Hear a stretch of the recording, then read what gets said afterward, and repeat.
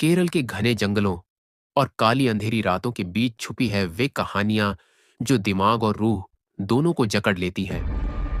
ऐसे ही एक कहानी है रक्त यक्षी की, एक खूबसूरत अपवित्र और खतरनाक राक्षसी की।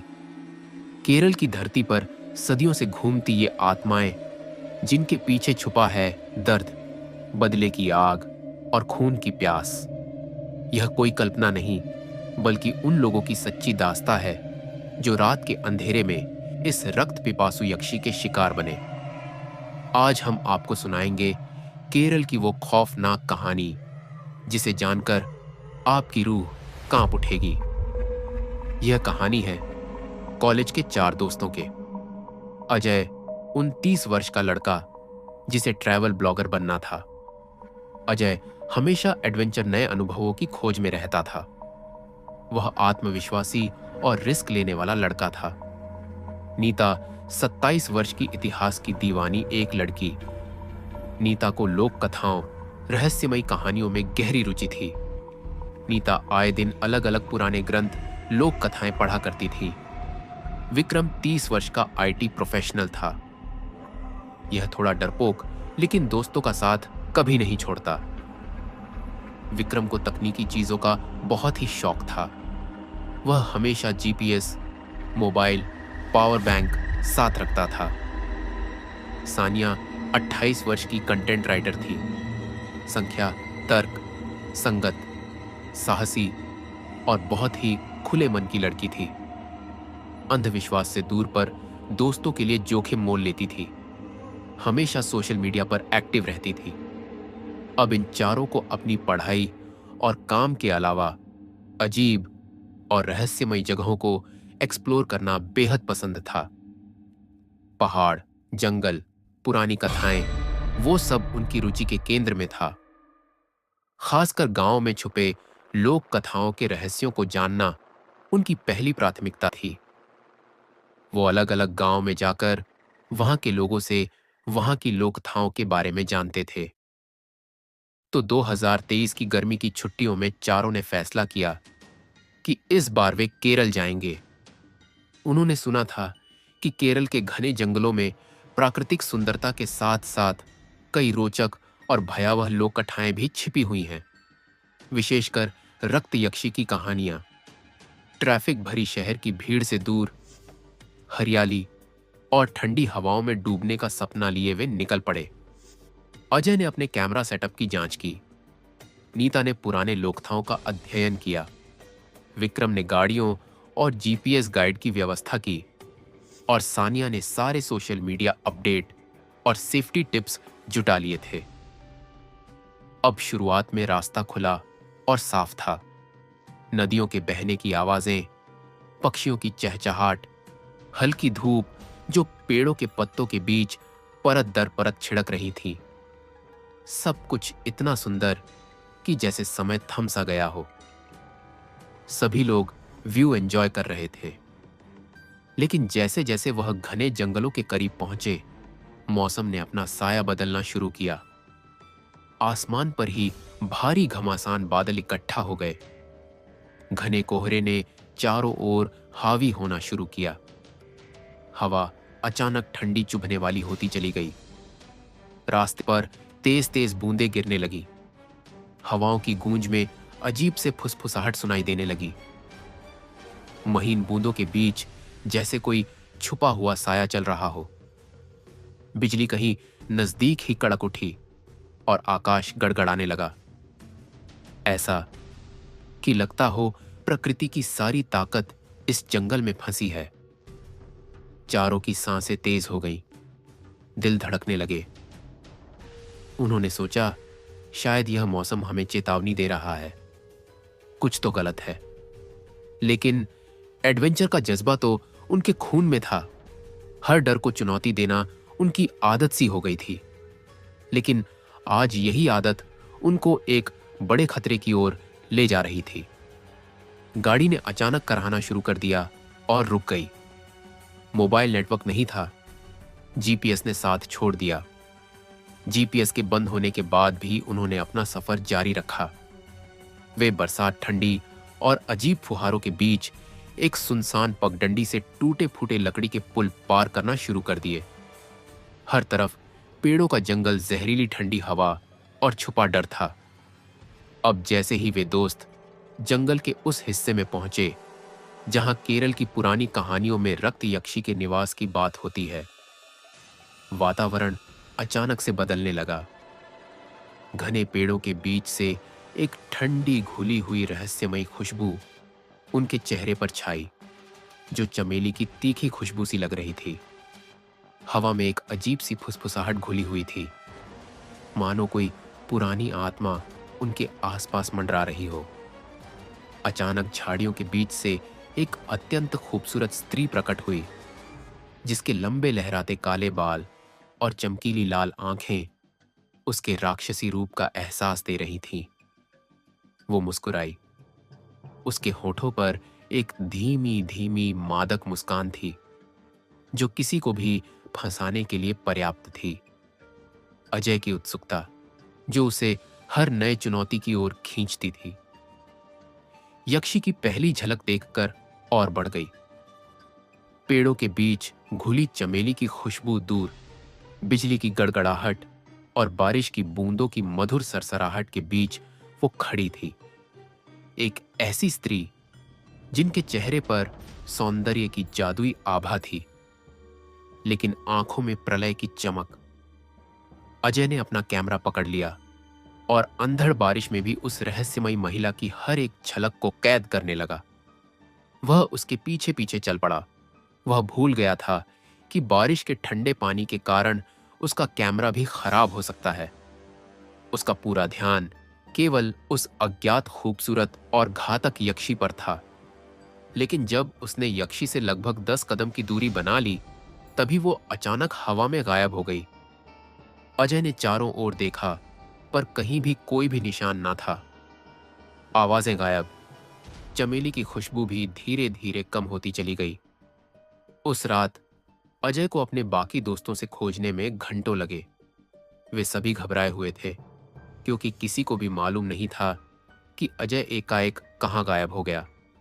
अजय उस अधूरे मोह के जाल में फंसा था, जो न केवल आंखों को धोखा देता है, बल्कि आत्मा को भी अपनी गिरफ्त में ले लेता है। कुछ घंटों के बाद जब सभी लोगों को अजय मिला, तब अजय ने उन्हें सारी बात बताई। केरल के उस जंगल में उस स्त्री के बारे में सुनकर नीता को शक हो गया कि यह कोई साधारण स्त्री नहीं है। इसके पीछे कुछ ना कुछ भयानक कहानी जरूर है। वातावरण के नॉर्मल होने के बाद अगले सुबह उस जंगल से 10 किलोमीटर दूर एक गांव में पहुंचे। वहां उन्होंने गांव के सरपंच से मिला और उन्हें बताया कि वह ट्रैवलर्स हैं और वे रास्ता भटक गए हैं। सरपंच जी से बात करने के बाद उन्हें एक कमरा मिला आराम करने के लिए। सरपंच जी ने पूछा, तुम लोग किस रास्ते से आए हो? तब अजय ने खुलकर जंगल और उस खूबसूरत स्त्री के बारे में बताया। जंगल का नाम सुनते ही सरपंच के चेहरे पर तनाव छा गया। उसकी आवाज में एक डर साफ था, जो उसकी आंखों में भी झलक रहा था। सरपंच ने धीरे से कहा, वो जंगल कोई आम जंगल नहीं है। वहां रहती है एक यक्षी, रक्त यक्षी, जिसने अनेकों पुरुषों का खून पिया है। सरपंच जी ने यह भी बताया कि वो यक्षी किसी श्राप के कारण यहां है। लेकिन वो श्राप क्या है, यह किसी को नहीं पता। वह बेहद खूबसूरत दिखती है, लेकिन उसके पीछे छिपा है असीमित क्रूरता और खून की प्यास। वह जंगल के पेड़ों में छिपी रहती है और रास्ता भटकाकर लोगों को अपने जाल में फंसा लेती है। सरपंच ने आगे बताया, कई लोग जो उस तरफ से गुजरे, उन्होंने उसकी मधुर आवाज सुनी, चमेले की वह महक महसूस की, और जब उस खूबसूरत महिला को देखा तो उसके जादू में फंसकर वापस लौट नहीं पाए। अब रात होने पर वह बुरी तरह सक्रिय हो जाती है। वह अपनी प्यास बुझाने के लिए किसी भी औरत की तरह छिपकर प्रेम का बहाना करती है। जो भी आदमी उसका पीछा करता है, वह उसके पुरुषत्व को अंत तक तोड़ देती है और उसका खून चूस लेती है। हम गांव वाले भी उससे डरते हैं, लेकिन वह फिर भी हमारे बीच रहती है। जो भी उसे चुनौती देता है उसका अंत सामान्य नहीं होता। तभी नीता ने बोला कि सरपंच जी, अजय को भी ऐसी ही एक स्त्री दिखी थी। यह बातें सुनकर सरपंच जी का होश उड़ गया। वह एकदम बेचैन हो गया। दोस्तों को चेतावनी देते हुए सरपंच ने कहा, तुम सबको तुरंत इस जंगल से वापस जाना चाहिए। यहां रुकना और खासकर रात बिताना तुम्हारे लिए मौत से कम नहीं। सभी दोस्तों के बहुत प्रयासों के बाद सरपंच जी उस गांव में एक रात रुकने देने के लिए मान गए, लेकिन अगले सुबह ही उन सभी दोस्तों को गांव से जाना ही होगा। सरपंच जी ने खासकर अजय से कहा कि तुम अपना ध्यान रखना, क्योंकि आज तक कोई भी उस खून की प्यासी यक्षी से बच नहीं पाया है। अब तक शाम हो चुकी थी और नीता विक्रम के साथ गांव घूमने के लिए निकल गई थी। उसको उस रक्त यक्षी के बारे में और जानकारी इकट्ठा करनी थी। सानिया अजय के साथ घर पर ही रुकी हुई थी। अब रात होते ही सभी लोगों ने सरपंच की बात मानकर जल्दी से खाना खाकर जल्दी ही सो गए। रात के सन्नाटे में चारों दोस्त जब गांव के घर में थे, तभी अचानक जंगल की ओर से ताजगी भरी चमेली की खुशबू धीरे धीरे अंदर आने लगी और सान्या को उसकी मौजूदगी महसूस हुई। अजय के मन में भी अदृश्य जादू फैल रहा था। यक्षी ने इस मोहक खुशबू, मीठी आवाज और नरम स्पर्शों के जरिए अजय को अपने जादू में जकड़ना शुरू किया। अजय की आंखों में एक चकाचौंध सी छा गई। वह सोचने लगा कि यह रहस्यमय स्त्री उसके लिए ही बनी है। वह धीरे धीरे अपने दोस्तों और बाकी दुनिया से कटता गया। उसको पता ही नहीं चला कि कभी वह जंगल में आ पहुंचा था। कुछ दूर जाने के बाद जब अजय की नींद खुली, तब उसे एहसास हुआ कि वह जंगल के उस एरिया में आ चुका है जहां उसे वह सुंदर लड़की दिखाई दी थी। अजय को गांव वालों की बातें याद आई, लेकिन उन्हें इग्नोर करके अजय उस स्त्री को देखने के उत्साह में आगे बढ़ता रहा।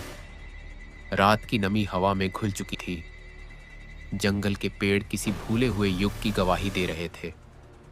अजय हर कदम पर उस खुशबू के पीछे जाता जा रहा था। तभी हवा में खून और चमेली का अजीब मिश्रण हो ऐसी गंध आने लगी। अचानक पेड़ों के बीच एक झिलमिलाती आकृति उभरी। वो वही स्त्री थी।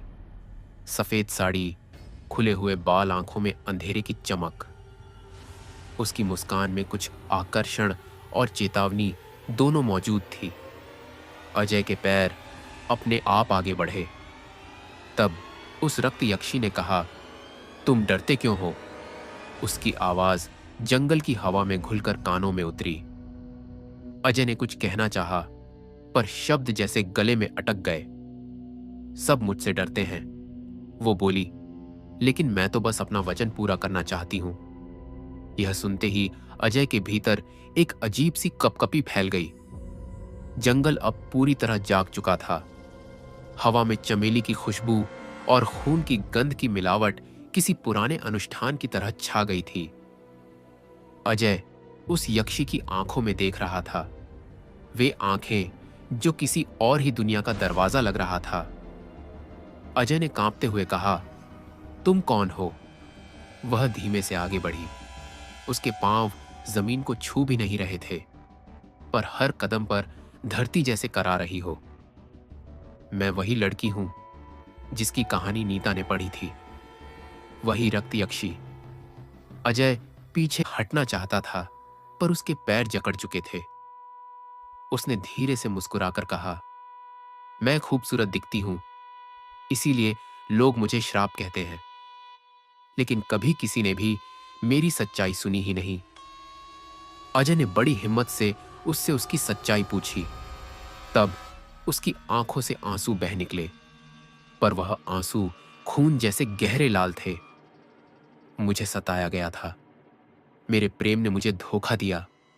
अब मैं उन्हीं से अपना वचन लेती हूं जो बिना सोचे दिल का पीछा करते हैं। अजय कुछ समझ पाता उससे पहले ही उसने उसका चेहरा अपने हाथों में ले लिया। उसके माथे पर ठंडी उंगलियां थीं जैसे किसी बर्फ की नदी में डूब गई हो। तुम मेरे जैसे नहीं हो, यक्षी ने धीरे से फुसफुसाया। तुम्हारी आंखों में छल नहीं है, लेकिन फिर भी तुम्हारे खून में वही आग है जो कभी मेरे प्रेमी के भीतर थी। अब यहां गांव में जैसे ही नीता, विक्रम और सानिया को पता चला कि अजय घर में नहीं है, वह तुरंत जंगल की तरफ भाग पड़े। अचानक जंगल में दूर से नीता और विक्रम की आवाजें गूंज उठीं। अजय, रुको, जंगल से बाहर आओ। वो कोई सुंदर स्त्री नहीं बल्कि एक रक्त यक्षी है। अजय के होठ हिले पर आवाज नहीं निकली। यक्षी ने उसकी ओर देखा, फिर हवा में घुलती हुई बोली, तुम्हारे दोस्त तुम्हें बचा नहीं सकते। आज मेरा श्राप पूरा होगा। एक पल में आसमान में बिजली चमकी और यक्षी का चेहरा बदल गया। सौंदर्य के आवरण के पीछे दहकता हुआ राक्षसी रूप, आंखों से निकलती लाल रोशनी और दांतों से टपकता गाढ़ा खून। अजय चीखा, पर उसकी चीख जंगल ने निगल ली और यक्षी ने अजय का खून पीकर उसको मार दिया। विक्रम और नीता अंधेरे में दौड़ते हुए पहुंचे, लेकिन जब वे उस जगह पहुंचे, वहां अजय की लाश मिली।